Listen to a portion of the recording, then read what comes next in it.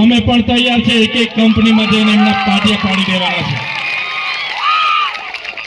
સાથીઓ, અમે રાજનીતિમાં એટલા માટે આવ્યા છે, શું જરૂર હતી ચૈતર વસાવાને સરકારી નોકરી છોડીને રાજનીતિમાં આવવાની? શું જરૂર હતી નિરંજનભાઈ વસાવાને પોતાનો ધંધો છોડીને રાજનીતિમાં આવવાની હતી?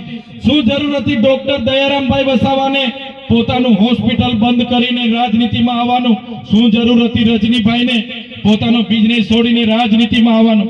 સાથીઓ, અમે પરિવર્તન ઈચ્છીએ છીએ। તમારી સાથે કોઈ જગ્યાએ અન્યાય થાય તો અમને ગમતું નથી। તમારો અન્યાય અમે મહેસૂસ કરીએ છીએ। એ ચાહે કામદાર રડતો હોય, એ ચાહે શ્રમિક રડતો હોય, એ ચાહે આપણી માતા બહેન જ્યારે દુઃખી થતા હોય તો એનો અમે અહેસાસ કરીએ છીએ। અમને દુઃખ થાય છે અને અમે ત્યાં પહોંચીએ છીએ, એને ન્યાય આપવાનું કામ કરીએ છીએ।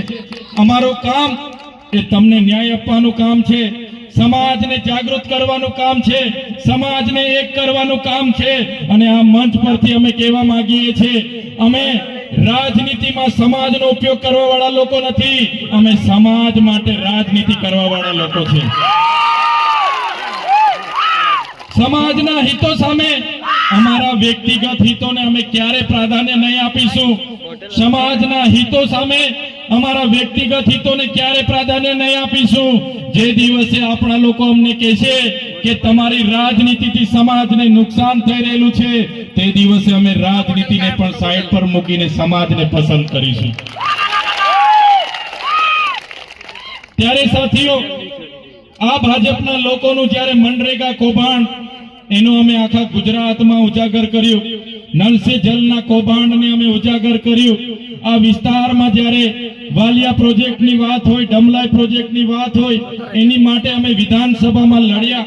આ વિસ્તારના ચાહે 56 નંબરનો કોરિડોર નીકળતો હતો અને એના મોવીથી લઈને આ વિસ્તારના ગામોની જમીનો જાય એના માટે વિધાનસભામાં અમે લડ્યા।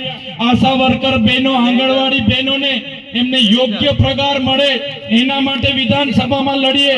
સેન્ટ્રલાઇઝ જે મધ્યાહન ભોજન યોજના અમલવારી કરવા માટે જે આગળ વધી રહ્યા છે એના માટે વિધાનસભામાં લડીએ। આપણા બાળકોને સારું શિક્ષણ મળે એના માટે વિધાનસભામાં લડીએ। આ વિસ્તારને પણ કરજણનું પાણી મળે, નર્મદાનું પાણી મળે, સિંચાઈ થાય એના માટે વિધાનસભામાં લડીએ। ત્યારે આ ભારતીય જનતા પાર્ટીના એમના ગૃહમંત્રી હર્ષભાઈ સંઘવીને એમના મુખ્યમંત્રી ભૂપેન્દ્રભાઈ પટેલને ગમતું નથી। તમે પણ જોયું હશે, મને અગાઉ પણ મારા પરિવાર સાથે જેલમાં રાખ્યો। હમણાં પણ 3 મહિના પહેલા કોઈ પણ ગુના વગર એક ધારાસભ્ય તરીકે કોઈ